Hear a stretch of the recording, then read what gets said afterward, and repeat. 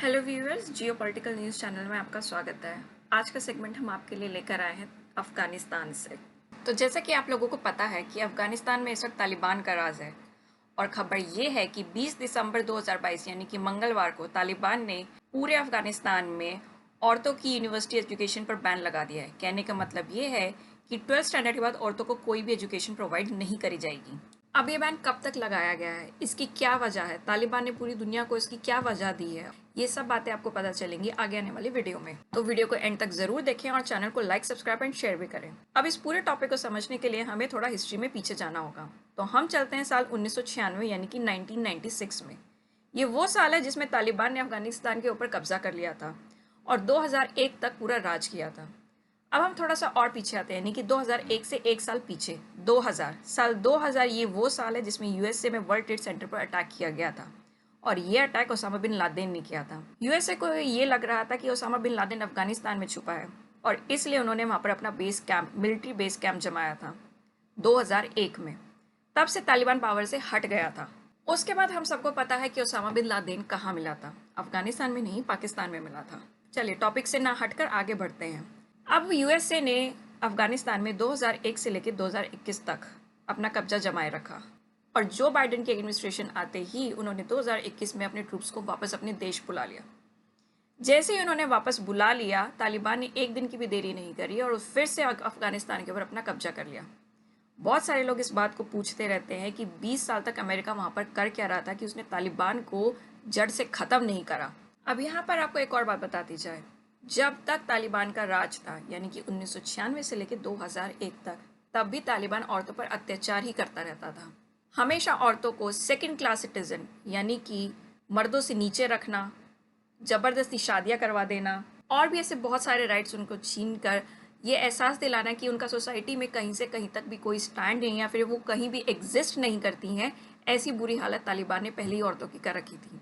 अगस्त 2021 में तालिबान ने फिर से अफगानिस्तान के ऊपर कब्जा करा और अपना राज जमाया और इस बार उन्होंने पूरे विश्व को ये वादा किया कि हम सुधर चुके हैं और हम सबसे पहले औरतों को उनके हक देंगे, साथ ही साथ हम किसी भी तरह का कोई भी अत्याचार या कोई भी हिंसा का प्रयोग नहीं करेंगे। कहने का मतलब है कि हम इस वक्त बिल्कुल इतने सुधर चुके हैं कि हम बिल्कुल अच्छे बच्चों की तरह बिहेव करेंगे। ये सब नाटक उन्होंने क्यों किया है? ये सब नाटक उन्होंने इसलिए किया ताकि उनके ऊपर से सैंक्शन हटा दिए जाएं, उनको इंटरनेशनल कम्युनिटी में लेजिटिमेसी मिले। इसका मतलब ये है पूरी की पूरी दुनिया तालिबान को अच्छे नज़र से देखे ताकि उसके साथ फिर से ट्रेड शुरू कर सके, इम्पोर्ट एक्सपोर्ट शुरू हो सके, ताकि तालिबान के पास कुछ पैसे आ सके। इसलिए तालिबान ने इस बात के झूठे वादे किए कि हम ये करेंगे, हम वो करेंगे। उन्होंने उसमें से ऐसा कुछ नहीं किया।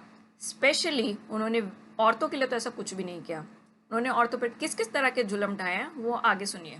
तालिबान का फिर से अफगानिस्तान पर कब्जा होते ही सबसे पहले जो उन्होंने काम किया बिना देरी करे वो थे स्कूल बंद करने। सबसे पहले उन्होंने सभी तरह के स्कूल बंद कर दिए। उसके बाद उन्होंने अक्टूबर 2021 में एजुकेशन मिनिस्टर का अपॉइंटमेंट किया और उनका नाम है नादी मोहम्मद नदीम। ये नाम बहुत ज़्यादा ज़रूरी है क्योंकि ये वही बंदे हैं जो कि सभी एजुकेशंस के डिसीजन लेते हैं, किसको एजुकेशन दी जाएगी, किसको एजुकेशन नहीं दी जाएगी, क्या बहाने मारकर लड़कियों को एजुकेशन से दूर रखा जाएगा, क्या पढ़ाया जाएगा, क्या नहीं पढ़ाया जाएगा। ये सारे के सारे फैसले इन्हीं के हाथ में हैं।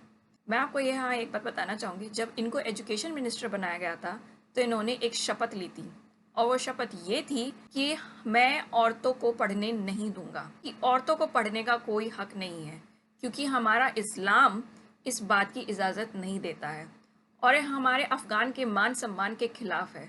तो औरतों को फ्री एजुकेशन यानी कि किसी भी तरह का एजुकेशन नहीं मिलना चाहिए। दूसरी शपथ इनकी ये थी कि हर धर्म की पढ़ाई होने नहीं दी जाएगी। कहने का मतलब ये है कि ये इस्लामिक देश है तो इसके अंदर पढ़ाई भी सिर्फ इस्लाम की ही दी जाएगी। अब वीडियो में आगे बढ़ते हुए मैं आपको एक और घटना बताती हूँ। घटना हुई मार्च 2022 में, जब न्यू सेशन शुरू होता है स्कूल का। इस सेशन के अंदर सभी बच्चे तैयार होकर जब अपने स्कूल की तरफ जाने लगे तो वहाँ पर सबसे बड़ा झटका मिला वहाँ की छोटी छोटी बच्चियों को।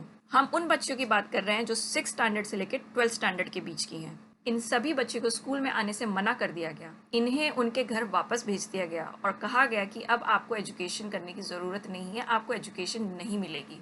कहने का मतलब ये है कि अफ़गानिस्तान में आज के दिन फर्स्ट स्टैंडर्ड से लेकर 5th स्टैंडर्ड तक ही लड़कियों को पढ़ने की इजाज़त है। हालांकि तालिबान में किसी की हिम्मत नहीं है कि उनसे कोई वजह पूछ सके कि ऐसा क्यों किया गया, पर फिर भी मैं आपको वजह बता देती हूँ जो उन्होंने दी है। उन्होंने वजह ये दी कि यूनिफॉर्म के अंदर, यानी जो स्कूल में बच्चे यूनिफॉर्म पहन के जाते हैं, उस यूनिफॉर्म में कोई टेक्निकल इश्यूज आ गए हैं, तो सबसे पहले वो उस टेक्निकल इशू को ठीक करेंगे, और जब वो टेक्निकल इशू ठीक हो जाएगा तो फिर से सभी बच्चों के लिए स्कूल्स खोल दिए जाएंगे। यहाँ आपको एक बात ये ज़रूर ध्यान रखनी चाहिए कि आप तालिबान के इस भलोके में बिल्कुल भी मत आइए कि तालिबान फिर से कोई बच्चों के लिए स्कूल खोल देगा, क्योंकि ये तालिबान की पुरानी आदत है। वो इसी तरह के बैन लगाता है और वो लाइफ टाइम तक चलते रहते हैं, वो बैन कभी भी नहीं हटते हैं। अब मैंने आपको ये बात बताई मार्च 2022 की। ये था बच्चियों के लिए पहला झटका, और वहाँ की औरतों को धीरे धीरे समझ में ये भी आने लग गया था कि अब फिर से तालिबान ने अपने पुराने रंग दिखाने शुरू कर दिए हैं। उसका सबसे बड़ा एग्जाम्पल ये है कि उन्होंने सबसे पहले इस बात पे बैन लगाया कि धीरे धीरे उन्होंने बहाने देकर औरतों को बहुत सारे सेक्टर्स में से जिसमें वो जॉब करती हैं वो बंद करने शुरू कर दिए कि आप इस सेक्टर में भी जॉब नहीं कर सकते हैं, आप उस सेक्टर में भी जॉब नहीं कर सकते हैं, आप पार्लर नहीं खोल सकते हैं, आप ये नहीं कर सकते और आप वो नहीं कर सकते। तो धीरे धीरे उन्होंने सिर्फ और सिर्फ 2 सेक्टर्स लिमिट कर दिए, पहला टीचर का और दूसरा मेडिकल प्रोफेशनल का। उसके बाद आया तीसरा बैन। तीसरा बैन ये है कि 46 माइल यानी कि करीबन करीबन 73 किलोमीटर्स इस एरिया के बाहर कोई भी औरत अकेले नहीं जा सकती है। इस एरिया के बाहर वो अपने घर के किसी भी मर्द के साथ जा सकती है, अकेले वो ट्रैवल नहीं कर सकती है बिल्कुल भी। आपको अगर याद हो तो रिसेंटली एक बहुत वायरल वीडियो रिलीज हुई थी जिसके अंदर हमने देखा था कि तालिबान ने कोड़ों से एक औरत को मार मार कर चौराहे पर मार डाला है, और उसका गुनाह ये था कि वो मॉल में अकेले शॉपिंग कर रही थी। उसके बाद ये बैन और आगे बढ़ा दिया गया, और उस बैन के अंदर आया कि औरतें किसी भी गवर्नमेंट बिल्डिंग में बिना किसी भी मर्द के एंटर नहीं कर सकती हैं, डॉक्टर्स के साथ अकेले नहीं जा सकती हैं, कोई मर्द उनके साथ ज़रूर होना चाहिए। यहाँ तक कि टैक्सी में भी अगर वो ट्रैवल कर रही हैं तो कोई मर्द ज़रूर होना चाहिए, अकेले टैक्सी में वो नहीं बैठ सकती हैं। साथ ही साथ एक जो सबसे ज़्यादा चौंका देने वाला बैन था वो ये था कि औरतें किसी भी अम्यूज़मेंट पार्क यानी कि थीम पार्क में एंटर नहीं कर सकती हैं। और जो पब्लिक पार्क होते हैं, पब्लिक पार्क जैसे कि हमारी सोसाइटी के बीच में जो एक पार्क होता है, उस पार्क में भी औरतें अकेले नहीं जा सकती हैं। वहाँ पर उन्हें अपने घर के किसी भी मर्द के साथ ही एंट्री है, अकेले एंट्री नहीं है। हालांकि वहाँ की औरतों का ये कहना है कि उन्हें तालिबान के रंग धीरे धीरे नजर आ ही रहे थे, उससे पहले ही उन्होंने अपनी ही तरफ से बहुत ज़्यादा कोताही बरतनी शुरू कर दी थी। इन सब में एक जो सबसे बड़ा बैन था वो ये था कि औरतें पब्लिक में, यानी कि जो बाहर की मार्केट वगैरह होती है, उन सब के अंदर अपना मुंह नहीं दिखा सकती हैं। हिजाब के अलावा उन्हें बुर्का पहनना होगा, उनका पूरा का पूरा चेहरा कवर होना चाहिए।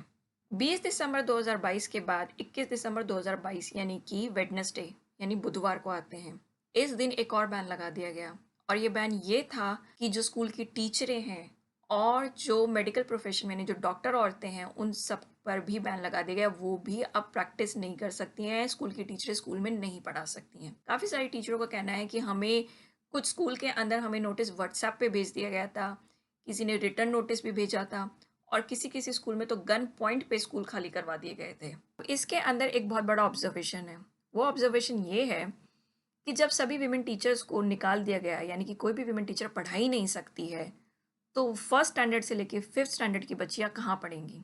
जब तालिबान औरतों को मुंह ढके बिना बाहर ही नहीं निकलने देता है, तो वो फर्स्ट स्टैंडर्ड से 5th स्टैंडर्ड की बच्चियों को किसी भी मेल टीचर के अंडर कैसे पढ़ने देंगे?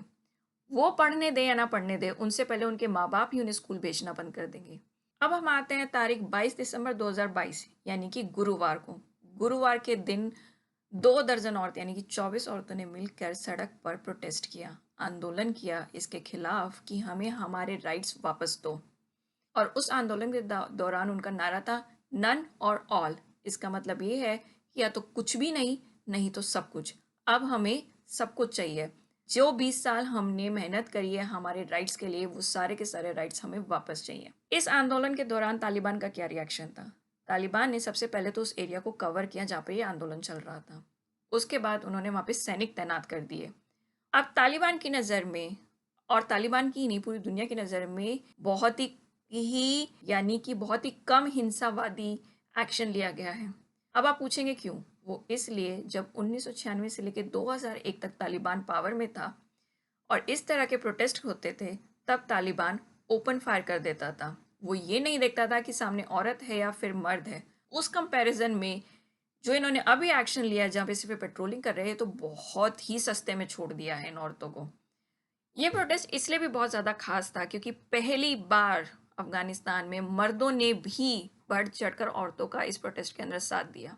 किसी एक मेडिकल यूनिवर्सिटी में नहीं, बहुत सारी मेडिकल यूनिवर्सिटीज़ में, इवन दो काफ़ी यूनिवर्सिटीज़ में जो मेल स्टूडेंट्स थे वो अपनी अपनी क्लासरूम से बाहर आ गए। उन्होंने जो पेपर लिख रहे थे वो भी अपने पेपर छोड़कर बाहर आ गए। उन्होंने कहा कि सबसे पहले हमारे साथ पढ़ने वाली लड़कियों को उनके राइट्स वापस दो, वरना हम नहीं पढ़ेंगे या फिर हम पेपर नहीं देंगे। अब वो क्योंकि आदमी हैं, तो इसलिए तालिबान ने उनके ऊपर हिंसा का प्रयोग किया, उनकी मार पिटाई करी, उनको यूनिवर्सिटी से बाहर निकाल दिया और उनको अरेस्ट भी कर लिया। साथ ही साथ इस प्रोटेस्ट में हमने ये भी देखा कि तालिबान की क्रिकेट टीम ने भी बढ़ चढ़कर भाग लिया। उन्होंने भी इस बैन को अपोज किया। बहुत सारे क्रिकेट प्लेयर्स ने अपनी सोशल मीडिया प्लेटफॉर्म के थ्रू इस मैसेज को डिलीवर किया कि हम इस बैन के खिलाफ हैं। जब ट्यूसडे को ये बैन सबसे पहले इफेक्ट में आया था कि हम लड़कियों की यूनिवर्सिटी एजुकेशन को बंद कर रहे हैं, तो यूएस के स्टेट डिपार्टमेंट के स्पोक्स पर्सन नेड प्राइस ने एक स्टेटमेंट जारी किया। उस स्टेटमेंट में उन्होंने वही बात कही। उन्होंने सबसे पहले कहा कि तालिबान को सबसे पहले कॉन्सिक्वेंस हम नहीं, वो खुद भुगतेगा जब उसकी आधी पॉपुलेशन पढ़ ही नहीं पाएगी तो। और दूसरी बात ये है कि अब हमें देखना होगा कि हमें तालिबान के साथ कैसे डील करना है, हमें तालिबान के साथ कैसे रिलेशनशिप रखने हैं। तालिबान एक तरफ ये चाहता है कि उसे इंटरनेशनल कम्युनिटी में लेजिटिमेसी मिले, और एक तरफ तालिबान इस तरह की हरकतें कर रहा है, तो हम सैंक्शंस उस पर से कैसे हटाएं, हम कैसे उसके साथ डीलिंग करें। तो हमें इसके बारे में बहुत जल्द से जल्द सोचना होगा कि तालिबान के साथ क्या करना है। साथ ही साथ जब वेडनेसडे को टीचर्स को भी निकाल दिया गया, तब बहुत सारी मुस्लिम कंट्रीज ने भी इस बैन को अपोज किया, जिसमें थी Saudi Arabia, Turkey, Qatar. Saudi Arabia वही देश है जिसमें लास्ट ईयर तक भी लड़कियों को ड्राइविंग की इजाज़त नहीं थी, पर फिर भी प्रोग्रेसिव यानी कि उन्नति की सोच रखते हुए सऊदी अरेबिया ने वो बैन हटा लिया और अब वहाँ लड़कियाँ ड्राइव कर सकती हैं। इन सभी मुस्लिम कंट्रीज़ ने कहा कि तालिबान को ये बैन हटा लेना चाहिए। तालिबान बार बार ये कह रहा है कि इस्लाम में लड़कियों को पढ़ने की इजाज़त नहीं है, लेकिन हम ये बता देना चाहते हैं कि इस्लाम में ऐसा कहीं भी नहीं लिखा गया है कि लड़कियां नहीं पढ़ सकती हैं। इस्लाम बल्कि साइंस और एजुकेशन दोनों को प्रमोट करता है। तो जब यूनिवर्सिटी की एजुकेशन भी उन्होंने बैन कर दी, तो उसका एक्सक्यूज़ उन्होंने क्या दिया? उसका एक्सक्यूज़ आप सुनेंगे तो हैरान हो जाएंगे। उसका एक्सक्यूज़ उन्होंने ये दिया कि यूनिवर्सिटीज़ के अंदर जेंडर मिक्सिंग बहुत ज़्यादा हो रही है। कहने का मतलब ये है कि यूनिवर्सिटीज़ में लड़का लड़की एक साथ पढ़ते हैं, लड़कियां लड़कों के साथ ही घूमती रहती हैं यूनिवर्सिटी के अंदर, जो कि इस्लाम में अलाउड नहीं है। साथ ही साथ उन्होंने ये भी कहा कि यूनिवर्सिटीज़ के अंदर बहुत सारी ऐसी चीज़ें हैं जो लड़कियों को पढ़ाई जा रही हैं, जो कि इस्लाम में लिखी हुई हैं कि लड़कियों को नहीं पढ़नी चाह रही हैं। अब आप जानना चाहेंगे वो कौन सी चीज़ें हैं? वो चीज़ें ये हैं कि लड़कियां एग्रीकल्चर के बारे में पढ़ रही हैं, लड़कियां इंजीनियरिंग कर रही हैं। चलिए और एक्सक्यूज़ सुनते हैं इनके। इन्होंने ये भी कहा है कि हमने जब लड़कियों को कहा है कि आप हिजाब ही पहनकर घुमा करें, तो यूनिवर्सिटीज़ में जब लड़कियां तैयार होकर आती हैं तो ऐसे तैयार होकर आती हैं मानो किसी शादी में जा रही हो। जब किसी देश का एजुकेशन मिनिस्टर ऐसी दकियानूसी सोच रखेगा, तो वो देश कैसे आगे बढ़ेगा। साथ ही साथ तालिबान के एजुकेशन मिनिस्टर का ये भी कहना है कि जब ये सारे इश्यूज सॉल्व हो जाएंगे, जिसके लिए हम काम कर रहे हैं, हम यूनिवर्सिटीज़ में कुछ चेंजेस ला रहे हैं, जब ये सारे इश्यूज सॉल्व हो जाएंगे तब हम यूनिवर्सिटीज़ दोबारा खोल देंगे बच्चियों के लिए। और जैसे मैंने आपको वीडियो के शुरुआत में ही बताया था कि तालिबान बैन लगाता है, लेकिन वो कभी हटते नहीं हैं। जी7 के बारे में आपको पता है, इसके अंदर 7 बड़ी कंट्रीज़ आती हैं। कौन कौन सी आती हैं? Canada, France, Germany, Italy, Japan, UK, USA और यूरोपियन यूनियन। इन सभी कंट्रीज़ ने तालिबान को चेतावनी दी है कि अपना बैन हटा लो, और अगर तुमने अपना बैन नहीं हटाया तो तुम्हें इसका खामियाजा ज़रूर भुगतना पड़ेगा। मैं आपको खामियाजे में बता दूं, जो मेरी समझ है वो ये समझ ये है कि खामियाजे में ही सबसे पहले तो सैंक्शंस ही लगाएंगे। सैंक्शंस आते ही तालिबान में सभी तरह का बिजनेस बंद हो जाएगा, जिसके ऊपर उसको इकोनॉमिक क्राइसिस आएगा, और तालिबान को पैसों की इस वक्त सबसे ज़्यादा ज़रूरत है।